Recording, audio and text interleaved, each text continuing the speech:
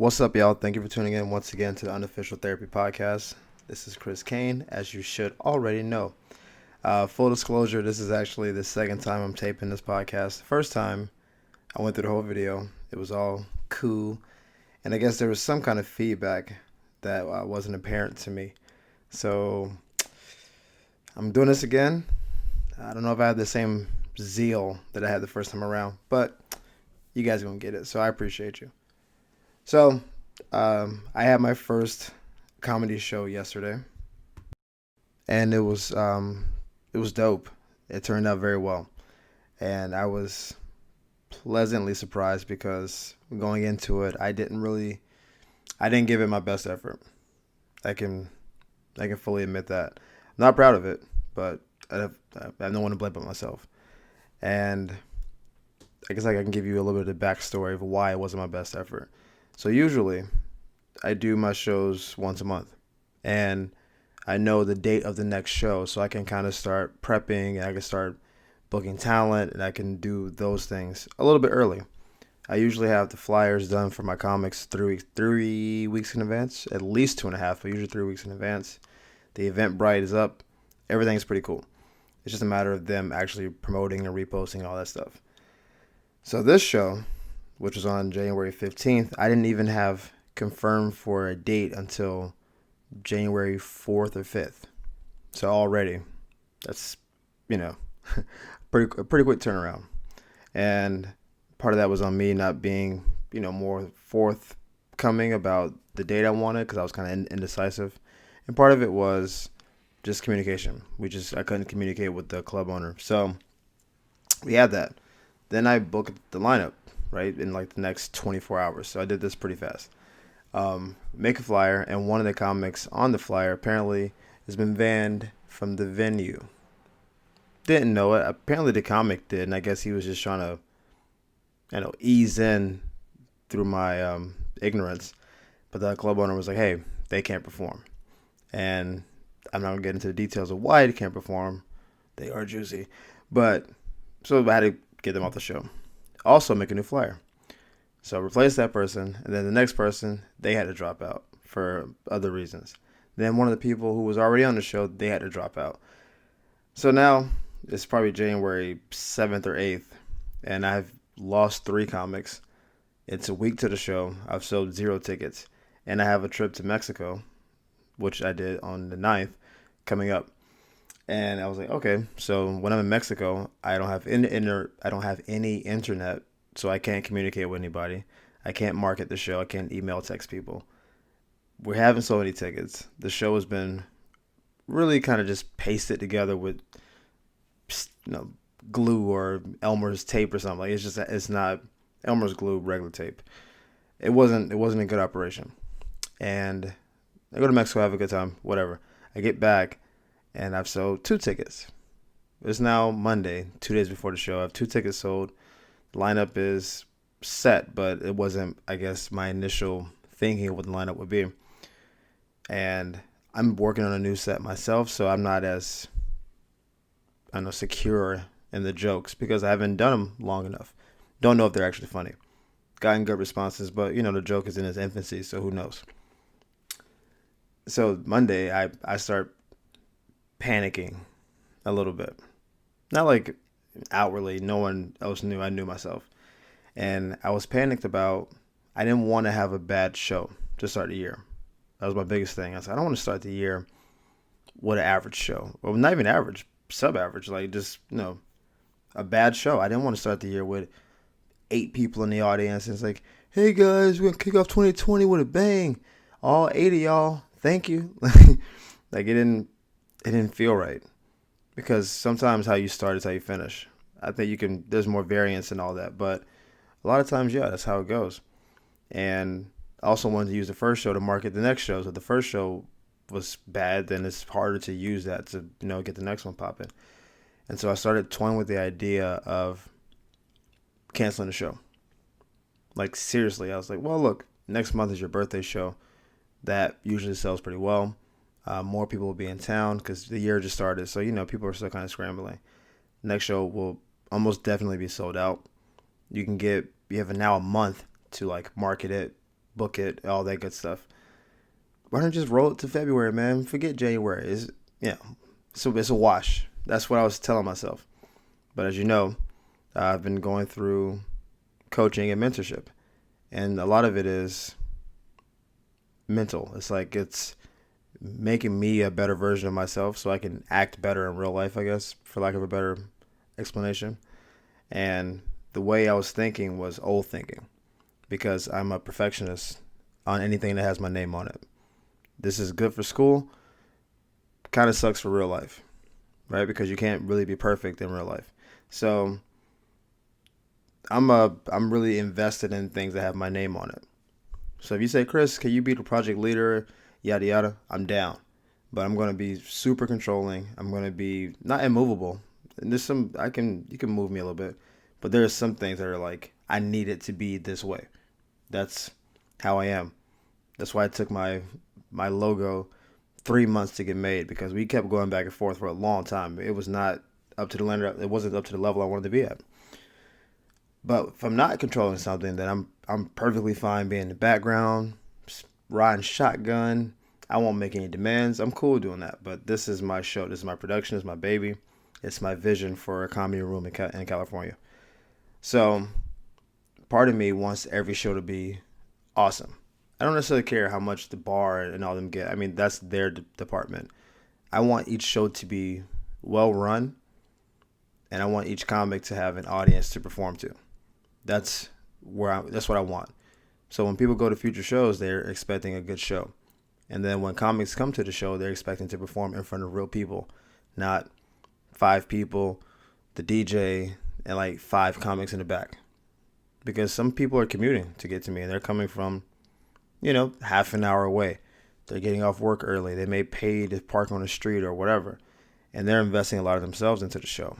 And I don't want to be like, hey man, thanks for coming all the way from Inglewood. And it's 4 people looking back at them. That makes me look bad. It makes it look unprofessional. I feel bad for the audience too because they want an amazing show, and for a comic when you don't have a crowd, it's harder to muster the energy to really bring it because we feed off of you guys. So I was caught up in that perfectionist thinking, and I was like, this show is going to be far from perfect. Maximum will sell 10 tickets. It's going to be rough. And I was doing all this stuff in my head, and I said, you know what? You got to switch this thinking, bro. This isn't going to work for you because you're putting negative energy out, and it's not over. You still have a day and a half to reach out to people, to post and all that. You never know. People may have had plans that stop them from coming that they get over. Like, oh man, this client canceled, or I got to have a meeting early. You don't know how it's going to go. So you just saying that it's going to end poorly is, I don't know. You don't know. You're just putting bad stuff out. So I switched my thinking and said, we're going to run the show. It's going to be fine. We're going to make it happen. We ended up selling like 20 additional tickets, which was awesome. So when the actual show happened, we ended up having probably total, because we had a couple walk-ins later, probably about 25, 30 people in the room, which was way better than 2, obviously. And most of the people hadn't been to previous shows, which is cool. So it's now like a newer audience. They were now being introduced to what I'm trying to do. And the show itself ran very smoothly. Every comic came up, they did their thing. Nobody ran over the time. I did my new set. My new set went well. It was well received. I felt good about like the timing of it. There's a couple parts that I definitely need to work on, but we got past it. And the people were like, when's the next show? We can't wait to come to another show. This was awesome. And I was left with I was very relieved, but also proud because it's not hard to cancel a show a couple of days in advance. Hey guys, sorry, we can't do the show. I'll refund the 2 people who bought tickets. And to the comics, sorry man, try to book another show. Boom, show's canceled. Right? I don't pay to rent the venue. They would just run their own show that night and just take me off the website or whatever, and they just run it. Like, it's not that hard. So quitting was a real possibility. But it's not going to be perfect all the time. Or almost ever. Again, nothing's like perfect, but things sometimes go as planned. And sometimes really amazing things happen that weren't planned. And when you think things are at their worst or things are going to go really poorly, sometimes really awesome stuff happens. We've all been invited to parties or someone's house or a gathering, and you're just like, I don't want to go, but I'm going because someone begged me, like, be my, plus one, or I don't want to show up alone. And then you show up and you end up having a good time. You meet with people, you connect, and it's just like, oh, it's not that bad. I'm glad I came, right? You end up in that place. We did the show, and we added a couple of comics, Yorsi, who I did not know before, Simone, who's a local comic who I didn't know. Both did their things. They're now my communication pipeline. And Simone told me about a number of female comedians who I haven't met that are funny in the area. And I know, a couple handfuls of those women, but it's hard to always get them on the show. And they've come a couple of times, so you kind of want to change the variety up a little bit. Like, there's all that. And so just from having her on the show and her being there, now I have a new influx of women I can put on my shows for this year, which is awesome because I wanted the diversity and I want more people, but I don't travel the city as much as most people do. And I'm not as connected because, as I mentioned during my resolutions, last year I wasn't as deep into comedy as I should have been. So maybe I would have met these people had I been on top of my game. I wasn't. So having her on the show was cool for the show itself, and then it made future shows better from having newer people to connect with. So that was another added little bonus there. Then we finished the show. We have like a chop it up session. I really wish I would have recorded it, but my mic was at home. I didn't have any reason to believe we were doing a podcast. And it was like Marvin, who was on the show, Ralph, also on the show, friend from Miami, Boy Everett, who has been on the podcast before, on the I Hate Traffic mashup, and Yorsi. And we were just talking. And it was dope. They were drinking. I was on that crayon. You know what I do. Crayon neat. Like a boss, And the bartender kept laughing because I came back twice for that crayon. And she was like, you want the cranberry, sir? I was like, yeah, I don't know what that sass is about. But, yeah, set it up. Let's drop a lime in there this time. Let's class it up a little bit. And we sat and we talked about the industry. We talked about comedy. We talked about women because we're just four guys, whatever. And we haven't had a chop session like that in so long. We just talked. And I'm sure people had things to do. Like, I had to wake up. Marvin had to wake up. But we just chilled. And we're just laughing and being loud. We're definitely in people's way. Like, people kept trying to walk past our group and we just didn't move. It's kind of a jerk move, I guess. It sounded cooler in my head. But we had a great time. And everyone kept commenting on the vibe. That was what the whole general consensus was. I like the vibe of this. I like the way this feels. I like what's trying to happen here. And it was a really awesome moment. And then I had to have some kind of perspective on it to think this wouldn't have happened if I had let my thoughts and my vices and whatever get in the way of it. And Everett and I had a conversation after Marvin and Yorsi had to leave. And this is probably at least midnight at this point, probably 12:30. Show ended at 10 something. It's now after midnight. That's how long we were talking. And Everett and I have some good conversations. You've heard him on a podcast before. And even though him and I aren't at the same place in our life, like he's, booed up, he's at a startup, he's doing this whole thing, and I'm a trainer. Well, no, we end up thinking, I think, similar about where we are in our arcs of our career, right? Like, I came out here to do the comedy thing and to produce shows and act, and he went to college to act, and he's out now, and he's trying to find roles that allow him to really be himself and then be expressive and obviously make some money and do all that stuff. And we're always trying to figure out, what the game plan to get there is. There used to be a blueprint. You do X, Y, and Z, get in contact with these people, send scripts off, get with this agency, and then you make it, whatever. It seems like recently people are kind of just switching it up. They're trying to use up the system. They're producing their own comedy specials. People are trying to find more direct marketing, like getting a group of people who mess with you get them on email lists, text lists, and then just directly feeding into your people. So it's not what it used to be. You can kind of make it a lot of ways out here compared to what it used to be. But one of the things that came up in our conversation was having the ability to get out of your own way. That's what was consistent in both of our thoughts, because I told him he didn't know any of the backstory of the show.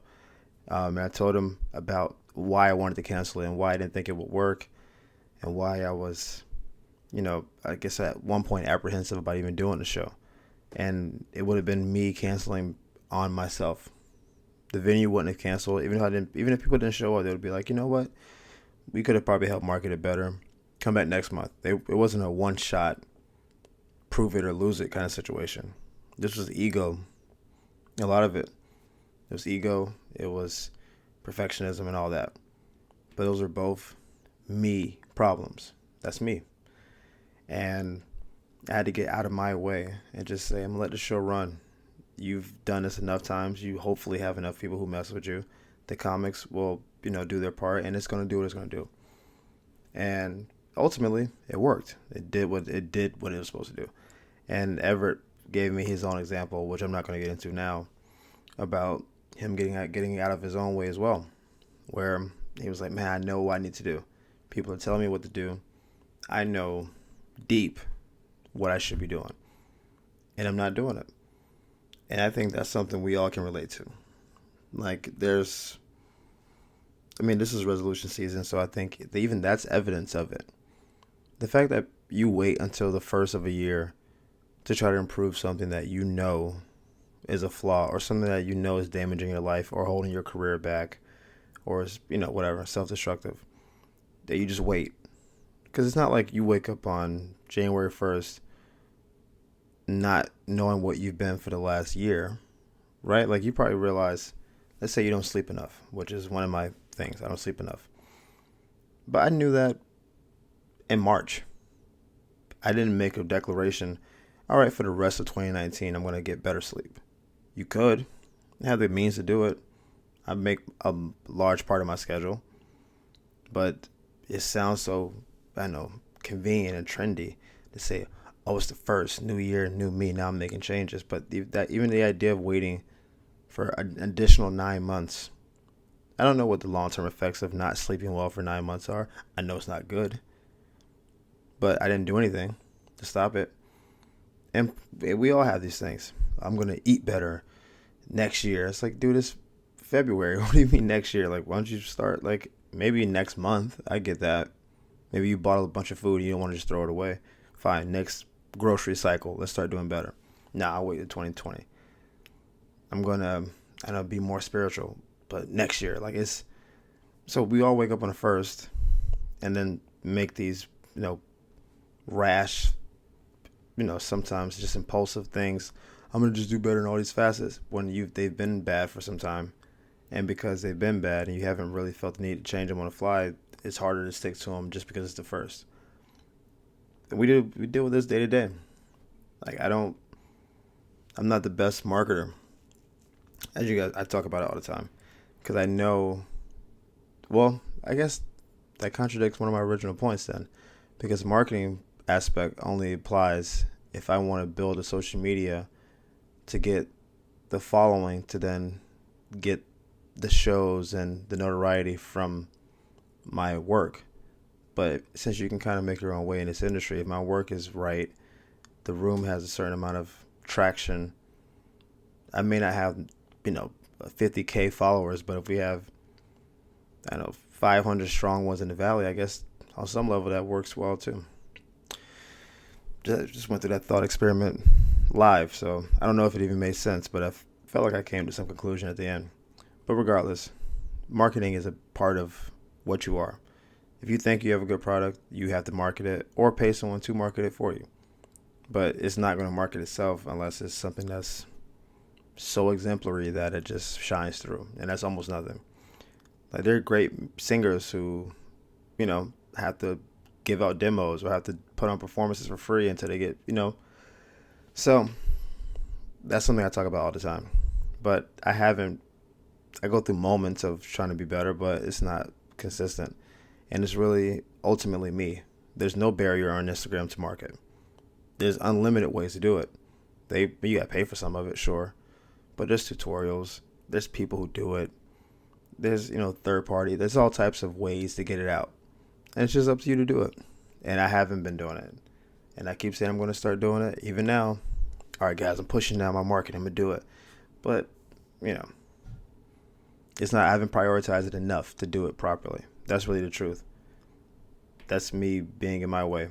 There are things that I'm working on, from the mentorship to the business to the shows to my act, like whatever. I can put any number of things in front of it. I haven't prioritized it, which is why I haven't done it. But in his case, and in a lot of your cases, there's things in your everyday life that you want to do and you may have the capacity to do, but you're stopping yourself. Something as simple as a podcast. When I started this, I didn't know what I was doing. I never did a podcast before. I've been on a couple. Didn't know how to do it. Didn't know the technology or system to run it with. And someone just said, just do it. Whatever happens is going to happen. Either they'll listen to it or they won't listen to it. But you're not going to do anything sitting here. Some of you out there want to, get involved in a separate business than what you're doing now. But you haven't really done the research for it. You haven't talked to people in the industry who can give you good advice on how to really plug into it and pitfalls and all that. It's just, I want to do something else. What do you think you want to do? Oh, probably something here, but I don't know. I haven't really done the research for it. Why not? We have the internet. If you're in a big enough city, you can just almost pull up on people who are doing well and stuff. Hey, can I invite you out for coffee and pick your brain? Can I intern? Can I mentor? You can approach a lot of these people. They'll do it if you come at them the right way. But you're not doing it. Why not? Because of you. We all know there's societal ceilings and restrictions that have existed for a long time. We don't even need to get into particulars. It's self-evident. But at a certain point, that's only part of it. Right? You can overcome a lot of what ails the nation and opportunities and all those kind of things. You can. It may be harder, but no one said life is fair in the sense that we have to go through the exact same thing to get the same result. I think life overall is fairly fair, but in that sense, sometimes you have to work a little harder to get somewhere, but if you want it, then you can. You just got to work harder. And maybe that sucks on the front end, right? I agree with you that it sucks that you would have to do that. But it is a thing. You can do it. And for those of you who are stuck, and stuck meaning it's you on the other side of you pushing you back as you resist against it, so you guys are kind of at a standstill, I would encourage you to find something small, and small is relative, that you want to do, that you've been thinking about doing, that would probably advance you as a person or in your career or in your passion, whatever your lane is. And I don't know, just start moving towards it. Find something that has a relatively low barrier to entry. So if it's I want to start my own music studio. Okay, that's super expensive. So that's a super large ambition. But you can start looking at properties you think would fit. You can start looking at equipment. You can, talk to other people, maybe get a group of people together and go in on the studio. You can look at investors. You know what I'm saying? There's smaller steps before the bigger step.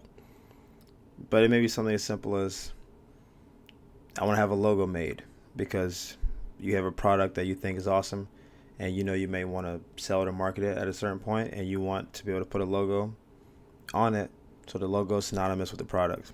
That's smart business. It's easy, it's recognizable, whatever. How much does the logo cost to be made? Depends. Some aren't that bad. You can probably go to Fiverr and get it for 10 to 15. If you want to pay a little bit more, maybe up to 100. But what about starting to have it designed? We can deal with the money later. Let's say it costs $100 and you don't have $100 on you right now. But if you have an idea of how you want it to be sketched, you can kind of refine that, at least get it to where you can just almost give it to a professional and they can just make it. But if you just say, I have an idea, but you don't have it really honed in, I don't know. I would think that you're not as serious as you're claiming to be. So that's my call to action for you guys this month, because we have pretty much half the month left. Find something small that you want to do or that you should be doing that you're stopping yourself from doing, and just start moving towards it. Push yourself out of the way of yourself and start moving towards what it is you're trying to do.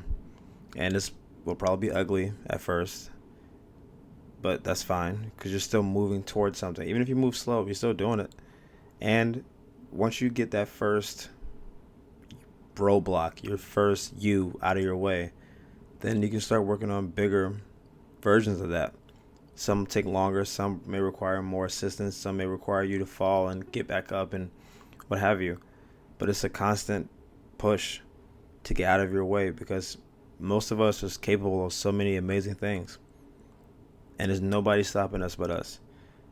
I mean, there's haters, some family haters, some spousal stuff. Even society can hate.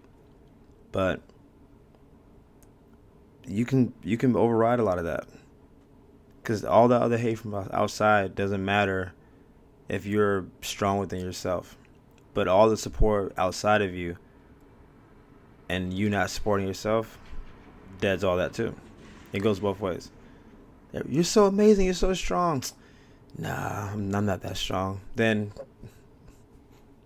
you're better than what you're putting out into the world. This goes for me. This goes for you. This goes for everybody else. If you're listening to this, you can do more than what you're doing. Even if you're doing dope stuff, you can always do more. Get out of your way and go do it. Thank you guys for tuning in. I hope you enjoyed the show.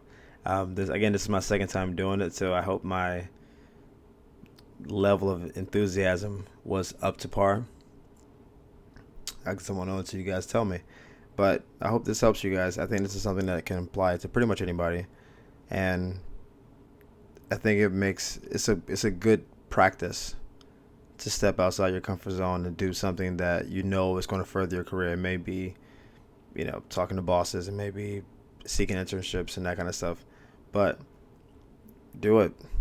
Find something. You have 15 days essentially from when this comes out to start making moves towards something. So just do it and let the chips fall where they may. I'll see you guys next time. Deuces.